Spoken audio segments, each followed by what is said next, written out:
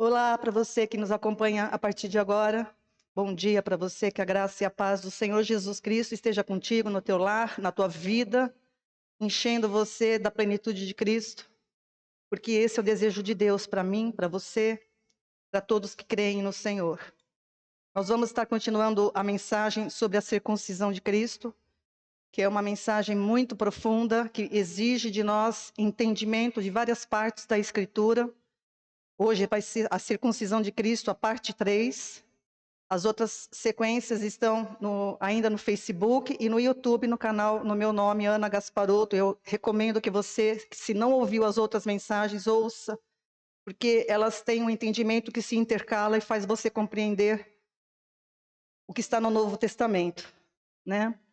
Nós vimos na última ministração que o termo riquezas nas Escrituras, refere-se a tudo o que as pessoas executam e se estribam na intenção de alcançar a salvação, na intenção de agradar a Deus. Riquezas, nas Escrituras, refere-se a tudo que o homem quer fazer para agradar a Deus. Deus não quer que você faça, Deus quer que você creia, que você descanse no que Ele falou na palavra dEle. Por isso você precisa confiar na palavra dEle, ler a palavra e confiar, entendê-la e crer nela.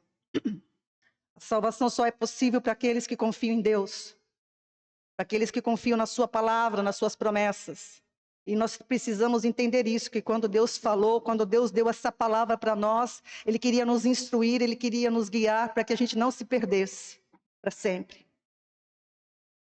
E esse termo riquezas, tesouro, soberba, outros termos que são usados nas Escrituras, eles têm uma referência, em primeira instância, ao povo de Israel, que foi a nação criada por Deus para trazer o Messias. E é importante ter esse entendimento quando você lê a Bíblia foi escrita pelos judeus, na parte desde o Antigo Testamento, porque o Messias, o Jesus Cristo, o Filho de Deus, o Salvador, o Redentor, o Cordeiro de Deus, viria dessa nação.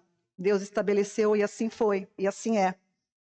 Então, e na primeira instância, esse termo riquezas acabou sendo aplicado pelos profetas, por Jesus, pelos apóstolos no Novo Testamento, porque eles se gloriavam do que eles tinham em Deus. Eles se gloriavam da sua riqueza, ou seja, eles eram justos aos seus próprios olhos. Eles estavam fiados. Qual era a justiça deles? Eles estavam fiados que eles eram filhos de Abraão, porque Deus chamou Abraão pessoalmente. Eles eram descendentes físicos de Abraão.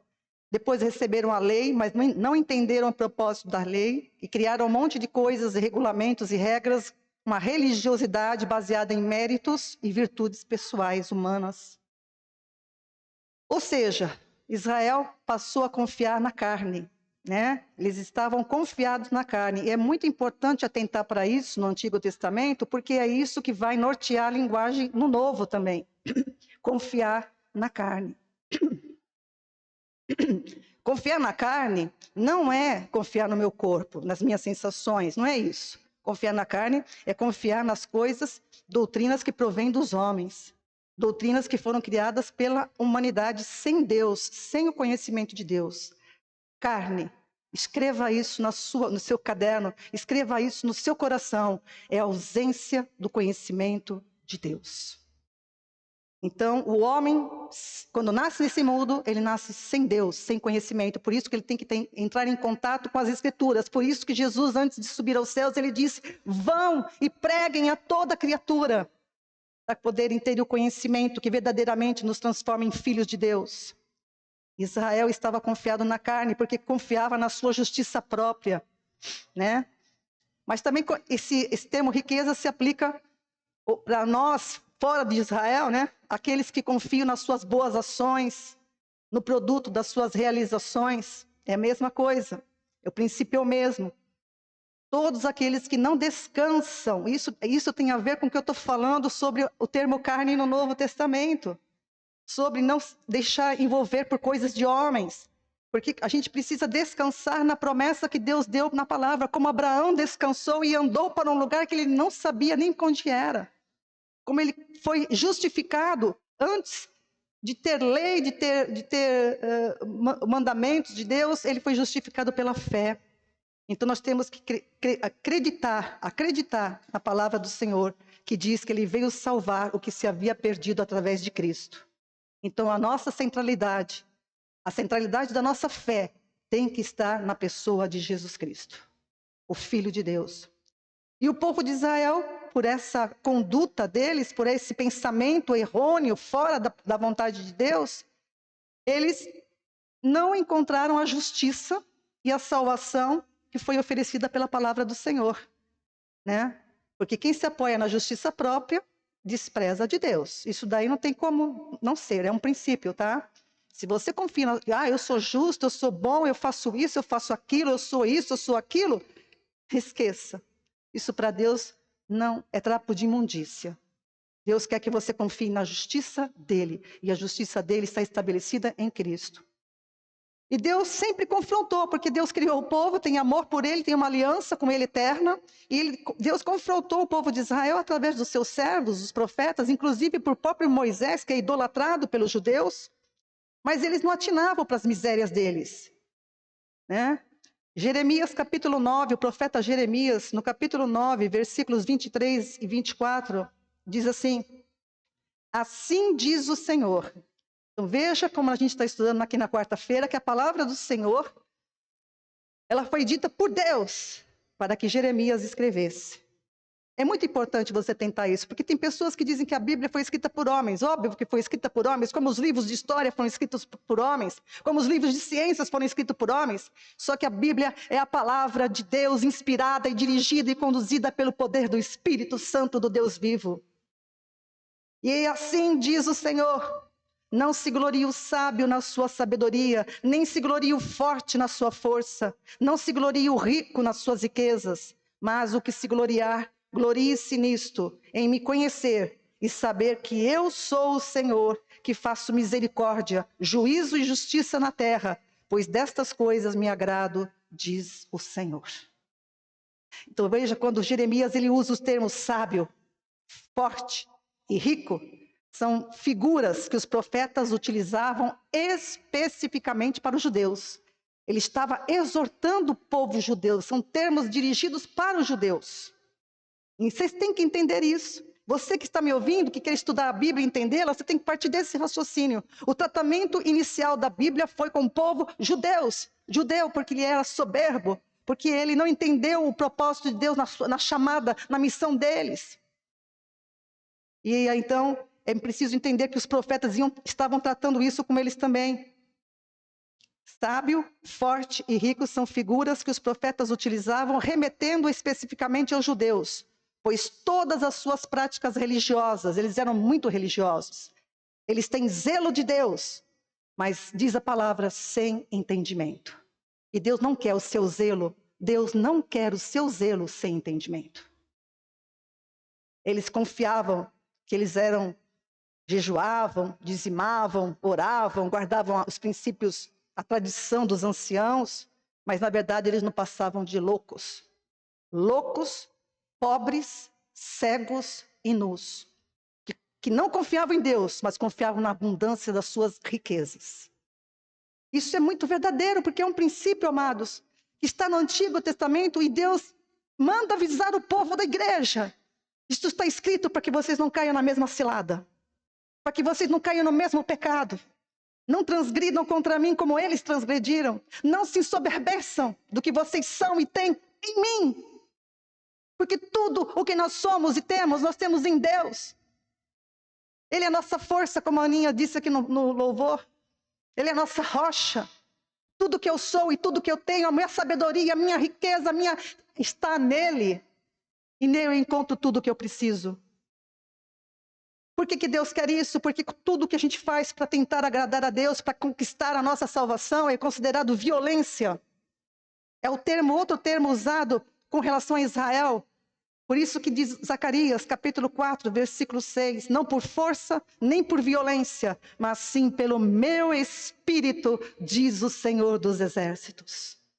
Esse Espírito aí não é o Espírito Santo. O Espírito Santo tem o papel dele. Esse espírito, esse termo espírito nesse texto de Zacarias, como em alguns outros, se refere à palavra do Senhor, que é espírito e vida.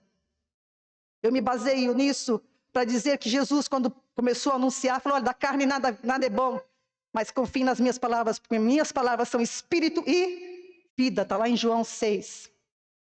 As palavras do Senhor são espírito e vida. Então, esse termo tesouros, riquezas, são figuras utilizadas pelos profetas para fazer referência aos homens que herdarão, ou por andar segundo os juízos de Deus, ou na vaidade dos seus próprios pensamentos. Por isso que Jesus falou: onde estiver o seu tesouro, aí estará também o seu coração. Ou onde estiver o seu coração, aí estará o seu tesouro, ao contrário. Porque nós seremos julgados ou por andar segundo os juízos de Deus, ou na vaidade dos nossos próprios pensamentos, né? Então, na lei, nos salmos, nos profetas, fazem a referência a isso, que é a justa paga de Deus aos homens pela justiça ou pela injustiça. Justiça é crer nele, porque ele é a nossa justiça. E injustiça é desprezar a palavra de Deus, né? Então, o homem permanece na sua injustiça. Porque a única riqueza, amados, a única riqueza, para você que está me ouvindo agora, a única riqueza que vai prevalecer, a melhor parte que nunca lhe será tirada para sempre, eternamente, é a palavra de Deus em você e a palavra de Deus em nós. Isso não será tirado. É a palavra que nos dá entendimento, é a palavra que nos dá sabedoria e nos dá vida. Nela estão escondidos os tesouros da sabedoria, do poder e do conhecimento de Deus. Aleluias.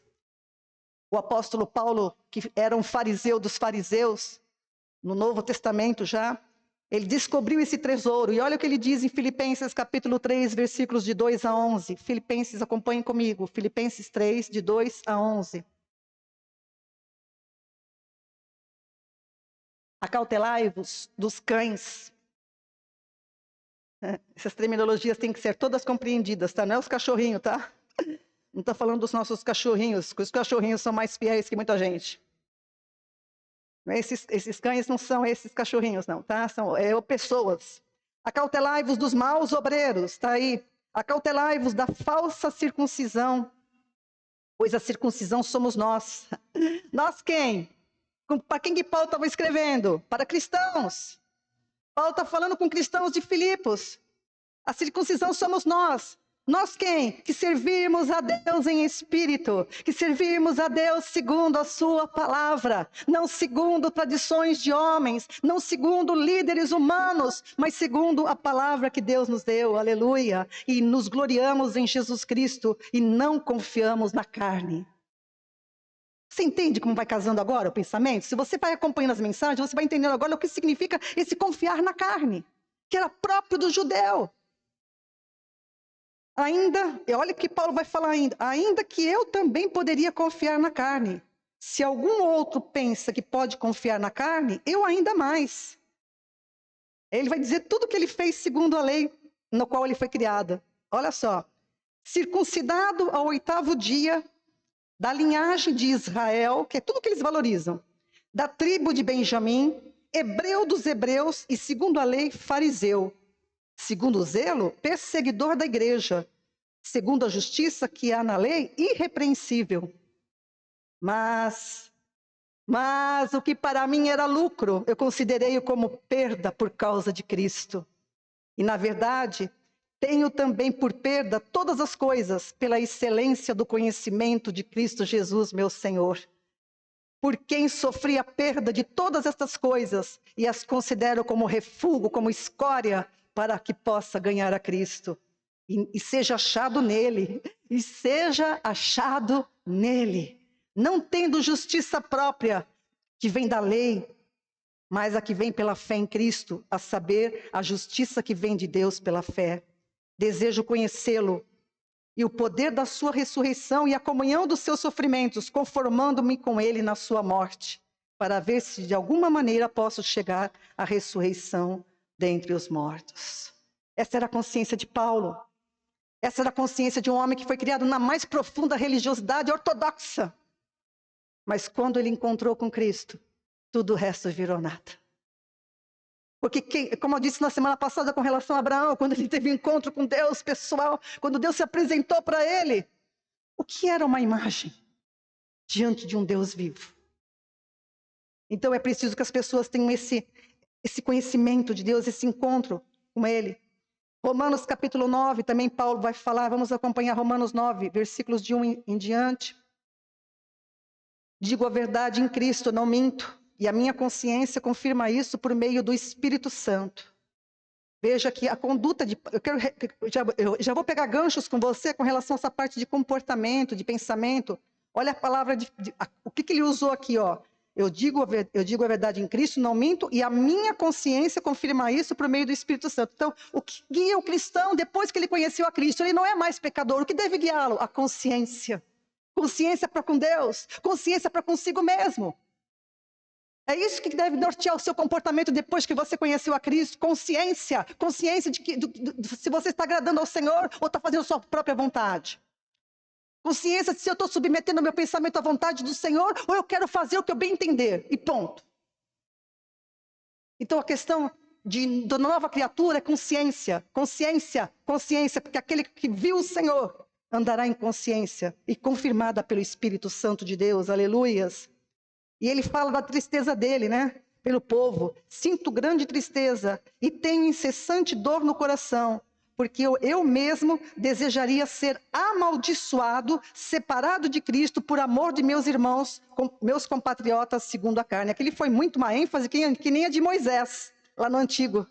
Deus jamais faria isso com ele, separá-lo da sua glória por causa do povo. Né? Deus não age com acepção de pessoas, mas Deus não age com injustiça. Ele fala da dor dele, né? Ele queria que o povo se convertesse. Um povo que teve a glória de Deus na sua vida, que transportou essa glória, estava ali sendo amaldiçoado por ter crucificado o Messias.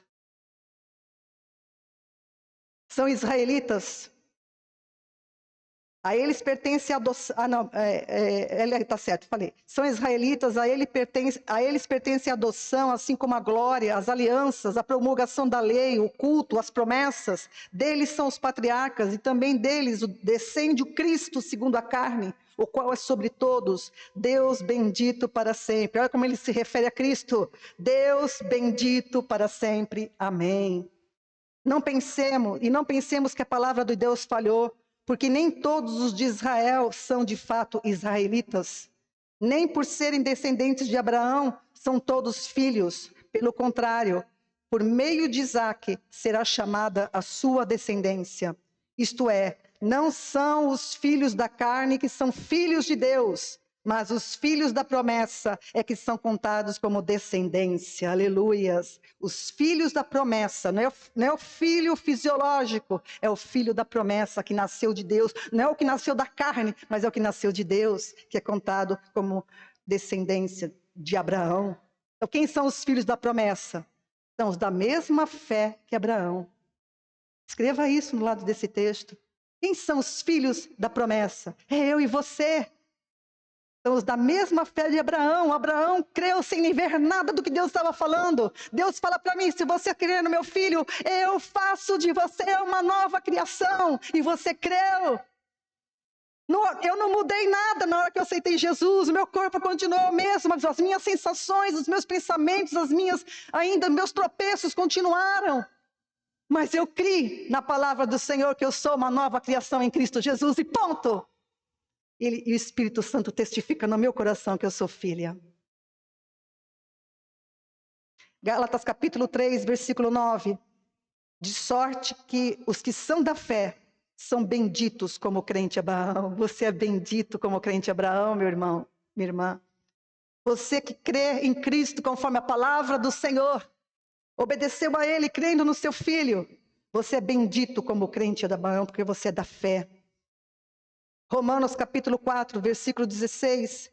Da fé que teve Abraão, o qual é pai de todos nós. Abraão é chamado pai da fé, porque ele é o primeiro que creu, né? Creu na promessa do que ele não via. Ele teve esperança do que Deus falou, e isso se concretizou na vida dele. Gálatas 3, 29. E sois de Cristo, então sois descendência de Abraão, e herdeiros conforme a promessa. Aquela promessa que Deus deu lá para Abraão, lá em Gênesis capítulo 12, 15, 17. essa promessa está sobre você. Bem-aventurados, será bem-aventurado todas as nações da terra, todos os povos serão bem-aventurados. Você alcançou essa bem-aventurança. Nós, os que cremos em Cristo, somos descendentes de Abraão, não por sermos judeus, mas por sermos filhos da promessa. Aleluia, nós somos enxertados, né? A palavra enxertados na oliveira verdadeira. Coisa maravilhosa. Os escribas e fariseus, eles achavam que eram os religiosos, né? Achavam que eram salvos por terem Abraão como pai, e não atinavam que somente os que têm a mesma fé que Abraão é que são filhos de Abraão. Eles achavam que por serem descendentes físicos de Abraão, eles eram filhos de Deus, mas não era assim, eles entenderam errado. Tinha que ter a mesma fé que Abraão teve. O João Batista, prenunciando a chegada de Jesus, ele fala, Mateus 3,9, Mateus capítulo 3,9, está em Lucas também 3,8. Ele respondeu assim para aqueles que foram se batizar com ele: não penseis que basta dizer, temos por pai a Abraão. Eu vos digo que destas pedras Deus pode suscitar filhos a Abraão. João capítulo 8, versículo 33 e 39, depois, eles falando com Jesus, você vê como eles batiam nessa tecla, ó, responderam-lhe, somos descendência de Abraão e nunca servimos a ninguém, como dizes tu sereis livres? Então, aqui eles estavam questionando Jesus, que eles precisavam conhecer a verdade e a verdade os libertaria. Eles respondem isso, nós somos descendência de Abraão e nunca servimos a ninguém, como dizes tu sereis livres? Olha como a soberba estava ali. Entende, amado? Gálatas capítulo 3, versículo 7. Não, João capítulo 8, 39, desculpa. Responderam e disseram-lhe, nosso pai é Abraão. Jesus disse-lhe, se fosseis filhos de Abraão, faríeis as obras de Abraão. Que obras que Abraão fez, meu amado? Qual é a obra que você entende agora? Qual é a obra que Abraão fez que agradou a Deus? Fé, crer e... Isso. Essa é a obra que Deus exige de nós. Ter e perseverar. Crer e perseverar. Crer e perseverar. Gálatas capítulo 3, versículo 7. Sabei, pois, que os que são da fé são filhos de Abraão. Então nós somos filhos de Abraão. Aleluias. As promessas de Deus, elas estão condicionadas à obediência à sua palavra. Estão condicionadas à obediência. Deuteronômio 28, 2 é um princípio, né? As promessas do Senhor, elas acompanharão. Eu gosto muito desse texto, né, Luzerira? Também gosta, né? Deuteronômio 28.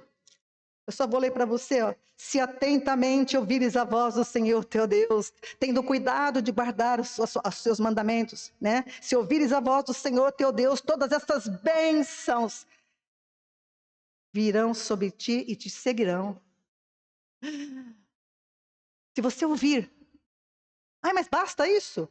Ouvir é obedecer. Não é entrar por aqui e sair por aqui. É entrar aqui e mudar aqui. E as bênçãos do Senhor te acompanharão. Eu te falo com toda a convicção do meu ministério. Não precisa campanha, não precisa jejum, não precisa nada. E descansar na palavra do Pai que cuida de mim. Ponto. Ai, pastora, que isso? Mas a gente quer realizar. Não, eu preciso me sacrificar, eu preciso fazer um jejum, eu preciso fazer uma campanha de oração durante 30, 40 dias, 60 dias. Meu irmão, olha para a palavra do Senhor, confia nela. E você vai agradar ao Senhor e as bênçãos do Senhor te seguirão todos os dias da tua vida. Essas bênçãos virão sobre ti e te seguirão. Aleluias. De nada adianta o homem dizer que crê em Deus, mas é obstinado de coração e não dá ouvidos à palavra do Senhor. De nada adianta. A obstinação resulta, sabe no quê? Ouve a palavra, mas faz a vontade própria. Ouve a palavra, mas faz a vontade própria. Isso resulta em vergonha, confusão. E a pessoa fica entregue a si mesmo, porque Deus dá a cada um segundo o seu caminho. E Deus não é injusto nisso. Pode ser quem for, pode ser o povo de judeu, ou mesmo nós hoje. Se você desembestar em fazer a sua própria vontade e desprezar a palavra do Senhor, você vai viver em vergonha, confusão e andar segundo o seu propósito do seu próprio coração entregue a si mesmo. Deus deixa isso. Deixou Adão e vai deixar qualquer um. Porque ele quer pessoas conscientes. Ele quer pessoas que tenham entendimento. Ele quer pessoas que vivam com integridade o que ele fala. Não da boca para fora, mas que flui do seu ser. O coração do povo de Israel não era assim. Era o coração herdado de Adão. Como todos nós nascemos com um coração mau, maligno. Jeremias fala sobre isso. Que nosso coração é estupidamente corrupto. Como confiar nele? Essas frases que já confia no teu coração, essa aí é tudo frasinha de balela. Como você vai confiar no coração sem usar razão? O coração do povo de Israel é um coração maligno. Desde o ventre se alienaram de Deus e desde que nascem andam errantes, falando mentiras, de modo que era necessário circuncidar o coração, que era isso que Deus passou a falar para eles. Mas os filhos de Israel buscavam somente a circuncisão do prepúcio da carne. Não há solução para o coração herdado de Adão. Não há solução para o coração herdado de Adão, pois ninguém, ouça o que eu estou te falando, ninguém pode purificar-se a si mesmo. Ninguém. De modo que Deus instrui os homens a circuncidarem os corações. Mas o que é a circuncisão de coração? Morte. Morte. Você entende a linguagem enigmática da Bíblia? Porque a gente precisa até entender por que Deus fala assim dessa forma, por causa do povo de Israel mesmo, né? Porque diferente da circuncisão do prepúcio, que é feito na carne do homem, a circuncisão do coração é lançar fora todo o corpo do pecado. Lá eles circuncidavam o prepúcio da carne, do órgão deles. Mas Deus, eu quero que você circuncide o coração, é tudo. É despojamento da carne. Né? É lançar fora toda a carne. E essa operação não é feita por mãos humanas, não é feita por pastores, não é feita por ninguém humano, é feita pelas mãos do Deus vivo. Ela só é possível em Cristo. Deus diz para eles, Jeremias 4:4, circuncidai-vos ao Senhor e tirai os prepúcios do vosso coração, ó homens de Judá e habitantes de Jerusalém e povo que está ouvindo esta palavra, para que o meu furor não venha a sair como fogo e arda de modo que não haja quem o apague por causa da malícia das vossas obras. Malícia das vossas obras, maldade. Maldade, violência contra Deus. Esse termo, a circuncisão, é algo tão venerado por eles, né, que com o passar do tempo, acabou sendo até utilizado para designar os judeus. Tanto que o ministério de Pedro passou a ser chamado ministério da circuncisão. E do Paulo, da incircuncisão, porque Paulo começou a trabalhar com gentios. Então, os judeus disseram que Pedro era o ministro da circuncisão. Ou seja, ele pregava para os judeus. E Paulo para os gentios, então ele era ministro da incircuncisão. E eles, então, isso tudo acontecia, amados. Isso está em Gálatas capítulo 2, eu não marquei aí, mas Gálatas 2, de 7 a 9, você pode conferir lá, né? Isso que eu falei agora de Pedro, os ministros de circuncisão e incircuncisão. E isso era tão forte neles, amados, que mesmo que alguns que tinham querido em Cristo, aceitaram a Cristo, eles se convenceram de que precisava falar para os irmãos em Cristo, que não eram judeus, que eles precisavam também se circuncidar segundo o rito de Moisés. Então você veja que a pessoa falou, eu creio em Cristo, mas você precisa se circuncidar e guardar a lei. Ele não entendeu. Está entendendo o que eu estou falando? Você está entendendo que Jesus morreu por você só precisa se apegar nisso, não precisa se apegar a jejum, sacrifícios, nada, porque Ele é tudo para você. Olha em Atos capítulo 15, versículo 1. Eu vou abrir a minha Bíblia porque tem mais uma palavra que o Senhor me mandou falar também aqui, já marquei, para não passar batido. Atos 15, versículo 1. Então alguns que tinham descido da Judéia, tinham crido, né? Ensinavam os irmãos, se não vos circuncidardes, conforme o rito de Moisés, não podeis ser salvos. Você entende o joio entrando no meio do trigo? Eles tentando colocar vinho novo em odres velhos. Tentando pôr remendo de uma roupa nova numa roupa velha.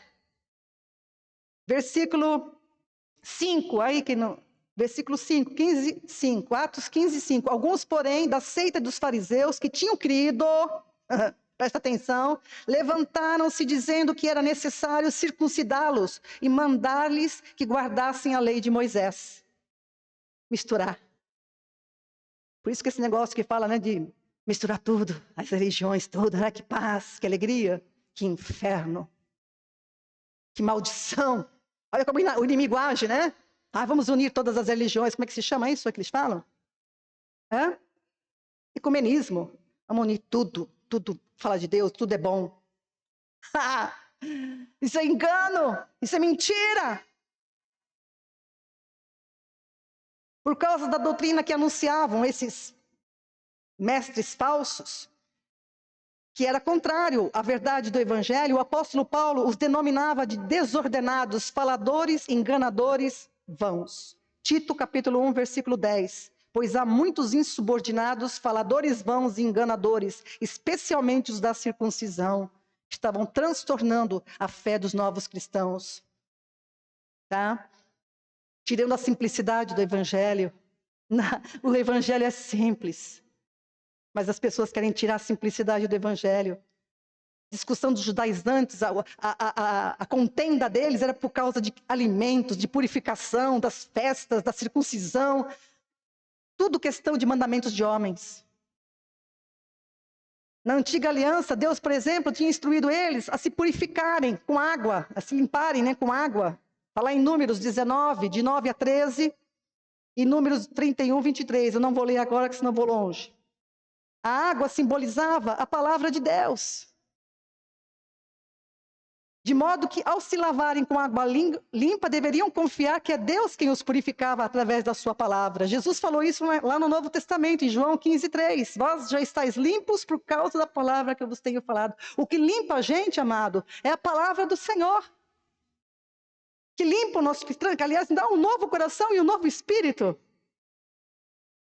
Porém, eles passaram a confiar na purificação. Você entende? Deus mandou eles se purificarem com água, mas a água simbolizava a palavra. Mas eles pegaram essa purificação e nas questões rituais, formais de limpeza, tanto que falaram com Jesus, os seus discípulos comem sem lavar as mãos.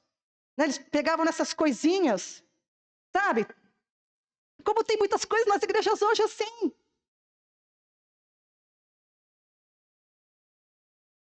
Primeira Coríntios 10, 11.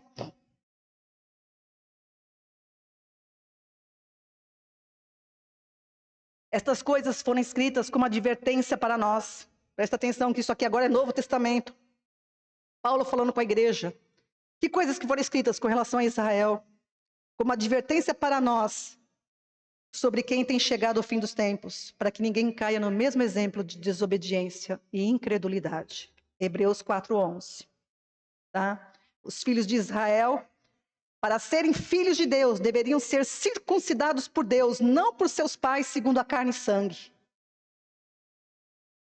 Da mesma forma que os pais, naquela época, é que circuncidavam os filhos, é Deus quem circuncida os seus filhos. Aqueles nascidos não da carne, nem do sangue, nem da vontade do homem, mas da vontade de Deus, João 1,12.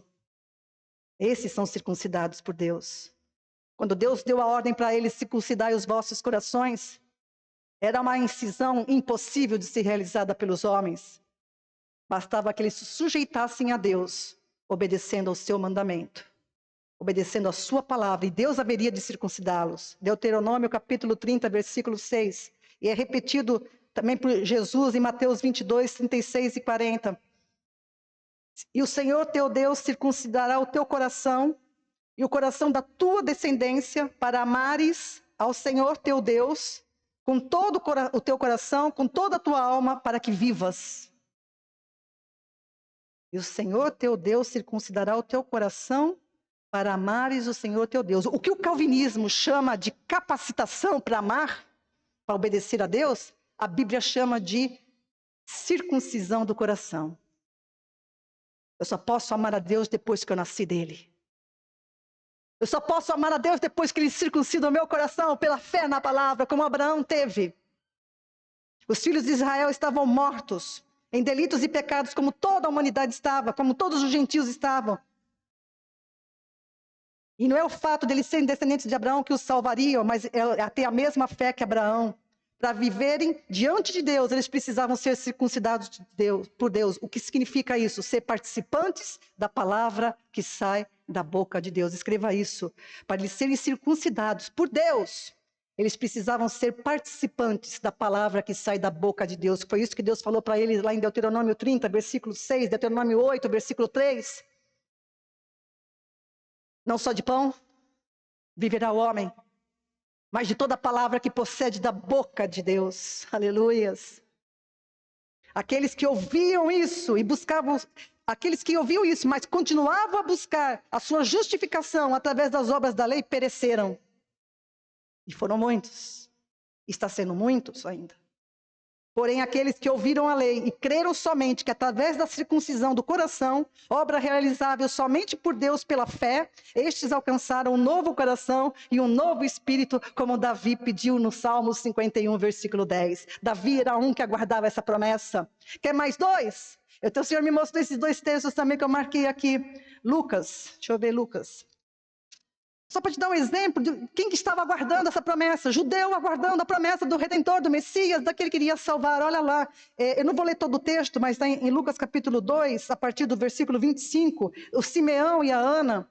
Simeão, havia em Jerusalém um homem cujo nome era Simeão, um homem justo e temente a Deus, e esperava a consolação de Israel. E o Espírito Santo estava sobre ele. Fora-lhe revelado pelo Espírito Santo que ele não morreria sem antes ver o Cristo do Senhor. Movido pelo Espírito, ele foi ao templo. Foi quando trouxeram Jesus. Na mesma instante, os pais trouxeram o menino Jesus para com ele procederem segundo o que a lei ordenava. Então, Simeão tomou o menino nos braços, louvou a Deus e disse: agora, Senhor, despede em paz o teu servo segundo a tua palavra, pois os meus olhos viram a tua salvação, a qual preparaste perante a face de todos os povos, luz para iluminar os gentios e para a glória do teu povo Israel. Pode despedir, eu vi agora, Senhor, o que eu aguardava, eu estou vendo. E a profetisa Ana também, em seguida, aí também está no mesmo texto. Trabalhava no templo. Então, essas pessoas estavam realmente esperando na promessa, não confiaram na lei. Não tomaram aquilo como sua riqueza, mas aguardavam a riqueza do Senhor que se manifestaria em Cristo.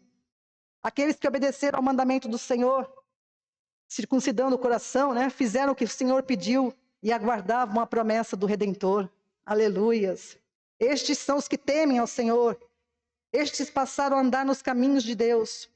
Através do novo coração alcançado, após a circuncisão, passaram a amar e servir ao Senhor de todo o coração, de toda a alma, visto que o coração herdado de Adão é impossível amar a Deus, pois amar a Deus é cumprir os seus mandamentos. Você entende, meados, como a Aninha frisou aqui no começo, que a gente tem que servir a Deus? Quem teve essa circuncisão tem um desejo ardente de servir a Deus. Tem um desejo ardente de servir aos irmãos. Tem um desejo ardente de fazer a obra do Senhor, que é pregar o evangelho a toda criatura. Isso é como a água e o ar que eu preciso. Eu não me alegro ficar parada assim, abrir a minha boca e pregar. Eu posso estar me sentindo na pior das minhas emoções, mas eu não me calo, porque eu sei que essa palavra é poderosa até para mim mesmo me levantar.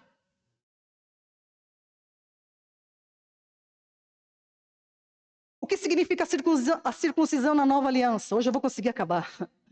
O que significa a circuncisão na nova aliança? Nova aliança, Novo Testamento, pelo sangue e pelo corpo de Cristo. Na nova aliança, o crente em Cristo é verdadeiramente circuncidado, porque a circuncisão no prepúcio da carne apontava para a circuncisão que Cristo ia fazer em toda a carne. Na nova aliança, o crente em Cristo é verdadeiramente circuncidado, a circuncisão não feita por mãos de homens, mas a circuncisão que lança fora o corpo da carne, a circuncisão de Cristo. Colossenses capítulo 2, versículo 11.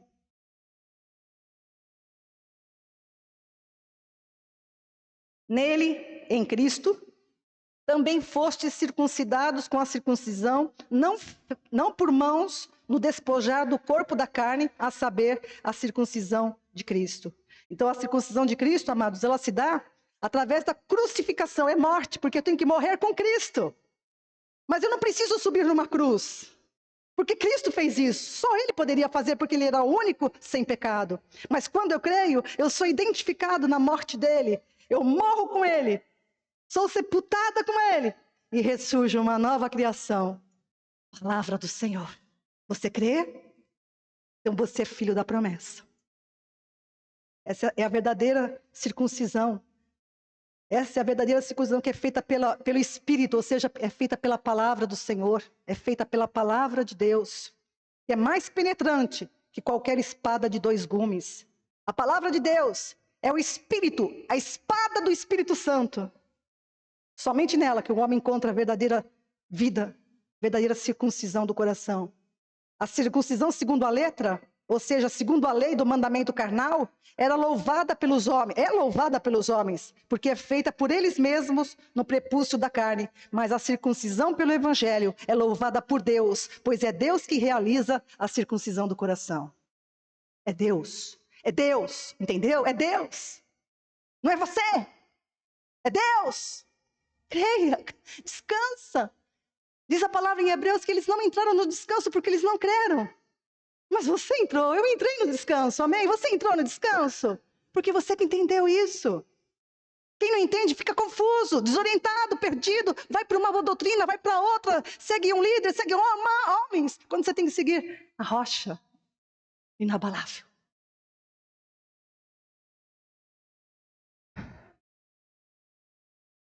Romanos capítulo 2, versículo 29, mas é judeu, o que é no interior, e circuncisão, o que é do coração, no espírito, não na letra. Letra, ele está fazendo já, o Paulo vai fazer muito isso.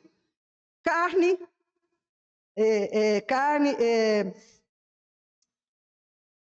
letra é a doutrina dos judeus, tá? Mas é judeu que é no interior e circuncisão aqui é do coração no espírito, não na letra, lei, cujo louvor provém dos homens, cujo louvor não provém dos homens, mas de Deus. Então a circuncisão do coração, ela provém de Deus. O louvor vem de Deus, é a glória. A obra de Deus é que glorifica a Deus, não é a obra humana que glorifica a Deus. É a obra que Ele realiza em nós que glorifica o seu nome. É isso que a gente precisa entender. O apóstolo Paulo está enfatizando que a circuncisão são os cristãos, por servirem a Deus segundo a sua palavra, espírito, diferente dos judeus que confiavam na carne e se apegavam à lei. Letra que mata, condena. Entenderam? Por isso que Paulo diz, né? Filipenses capítulo 3. Eu já falei esse texto, mas eu vou repetir, porque a circuncisão somos nós que servimos a Deus em espírito e nos gloriamos em Jesus Cristo e não confiamos na carne. E também em 1 Coríntios 7,19. A circuncisão de nada vale, e a incircuncisão de nada vale. O que importa é a observância dos mandamentos de Deus. O que Paulo está falando? Se você é circuncidado ou incircuncidado fisicamente, para Deus não importa. O que importa é a circuncisão do coração, que é feita pela observância dos mandamentos de Deus. Entenderam? A circuncisão como sinal da aliança feita com Abraão é sem valor diante do mandamento da nova aliança, que é crer em Cristo Jesus. A verdadeira circuncisão se alcança através da obediência, que é crer no mandamento de Deus, que hoje para nós é: creia no enviado de Deus, creia no meu filho.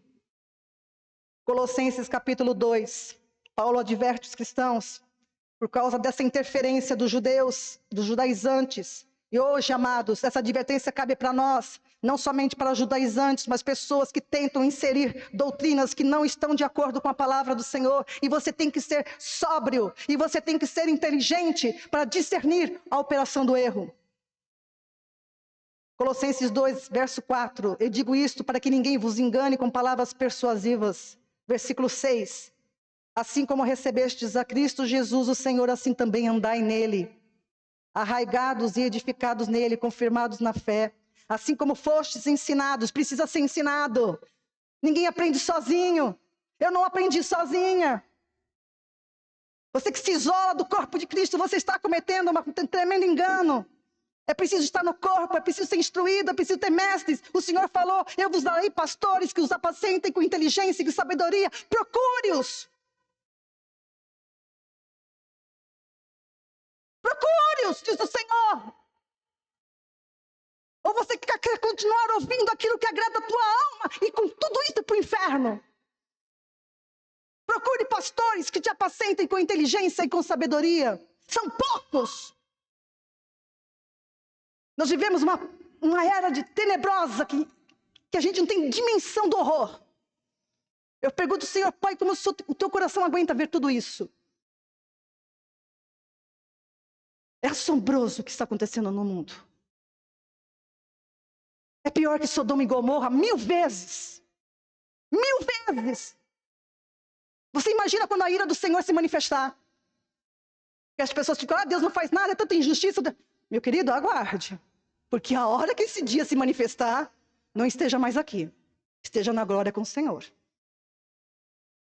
Que a terra vai sair do eixo.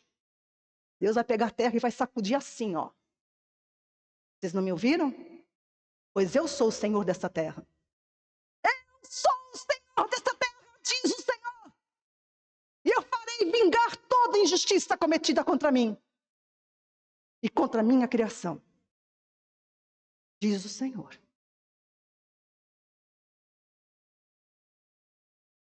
Como fostes ensinados, e abundeis em ações de graças. Aquele que pertence ao Senhor é grato.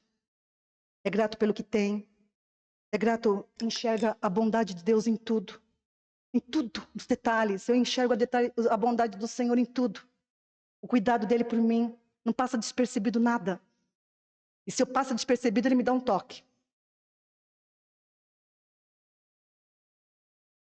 Ações de graças em tudo.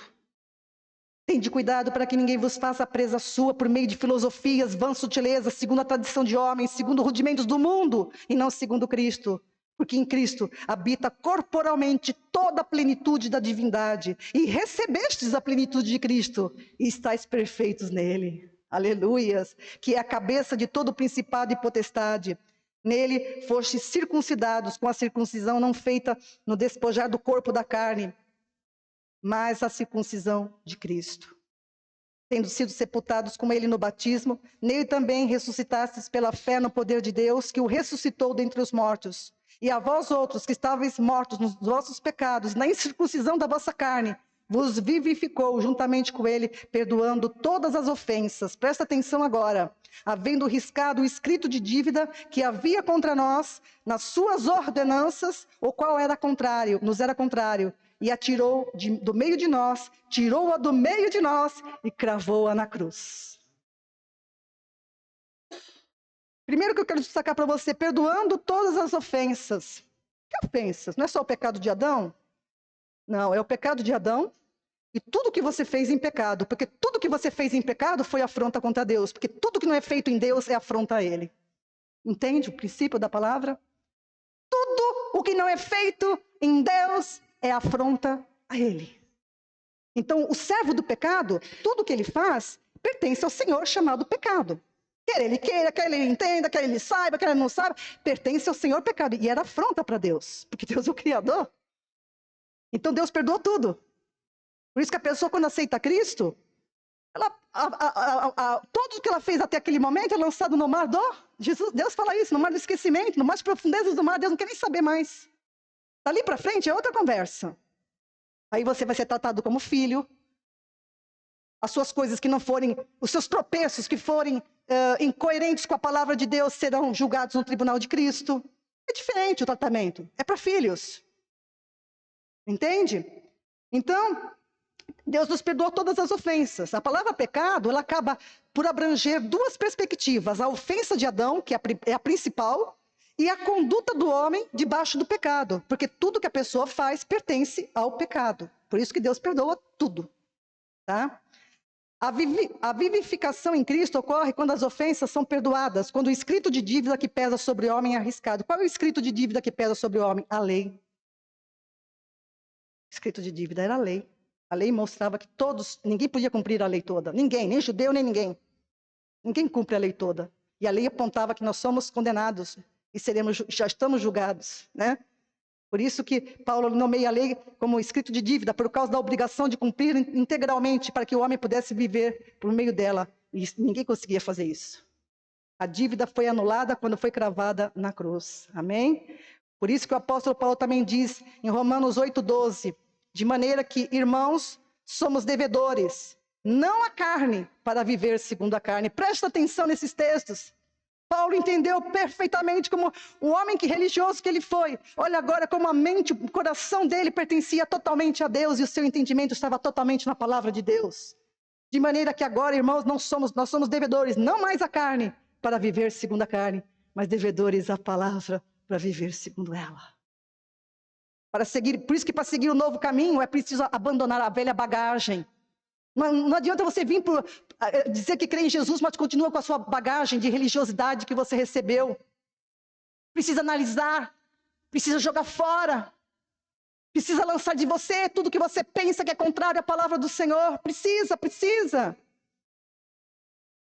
É preciso transformar o entendimento pela renovação da mente através da palavra, para andar em conformidade com ela.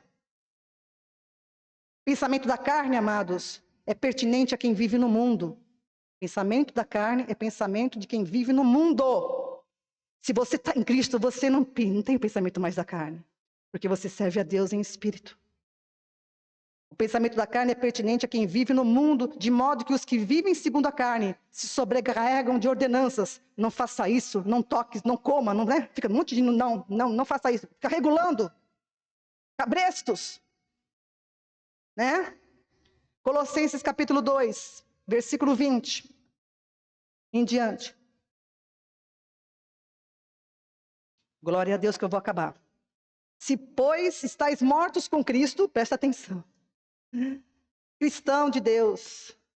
Se, pois, estáis mortos com Cristo quanto aos rudimentos do mundo, o mundo não tem conhecimento de Deus, mas você tem. Por que vos carregam ainda de ordenanças, como se vivesseis no mundo, tal como não toques, não proves, não manuseis? As quais coisas todas perecem pelo uso, segundo os preceitos e doutrinas dos homens, segundo os costumes dos homens. Cada cultura tem um costume. Aqui o que é uma afronta, lá na Inglaterra pode não ser uma afronta. Isso é coisa humana. As quais, versículo 23, tem na verdade alguma aparência de sabedoria, em devoção voluntária, humildade e em disciplina do corpo, mas não são de valor algum para a satisfação, senão para a satisfação da carne. Não são de valor algum, senão para a satisfação da carne. Por que satisfação da carne, pastora? Porque a satisfação da carne,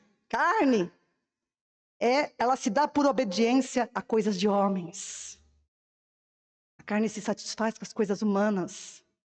Se dá por obediência a preceitos e doutrinas dos homens. Diferente da satisfação do Espírito, que se dá por obediência ao Evangelho, ou seja, ao mandamento de Deus. Eu vou repetir de novo para você. Carne é a ausência do conhecimento de Deus revelado em Cristo. É a ausência do conhecimento de Deus. Tá? Que para nós hoje está plenamente revelado em Cristo Jesus. E um crente em Cristo voltar a procurar viver segundo a carne, morrerá. Né? Por isso que as palavras lá para trás, né, a gente viu que Paulo, a gente vai entrar mais na frente sobre isso de novo, né? Pessoas que tentavam, vou me circuncidar então para ficar salvo, meio para garantir que eu estou salvo, né?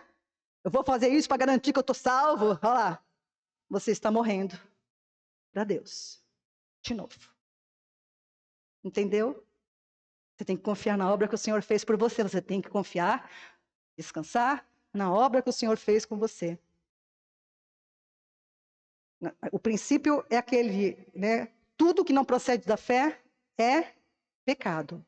Tudo que não procede da fé, palavra, é pecado. Tá?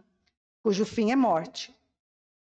Então, se a pessoa buscar se circuncidar para tentar satisfazer alguma dúvida do coração de que estava salvo, ela está pecando. Voltou ao pecado de novo. Olha lá. Voltou a edificar aquilo que tinha sido destruído. Você está entendendo? Porque tem que ter entendimento. Com o entendimento, ou você crê ou você não crê. Se você crê, não preciso me circuncidar mais, não precisa nada disso. Jesus fez a obra completa, não preciso de mais nada. A pessoa que tem entendimento, ela diz, não, chega, não preciso fazer nada disso. E com sabedoria e graça, eu estou livre, pertenço ao Senhor. Eu não preciso ficar jejuando 40 dias para alguma coisa, não preciso, eu entro na presença do meu Pai a hora que eu preciso, e Ele me ouve. Ou você não crê nisso? Ou você não crê nisso? A gente entra na presença do Senhor, não é para pedir não, viu? Muitas vezes é para ser corrigida. Eu já entrei muitas vezes na presença do Senhor para mim mesma ser corrigida. Como filha. Quando os cristãos ajustam bem a sua compreensão acerca do Evangelho, deixando de lado dúvidas é perigoso, especulações, a pessoa passa a esperar inteiramente na graça oferecida pelo Evangelho. 1 Pedro capítulo 1, versículo 13.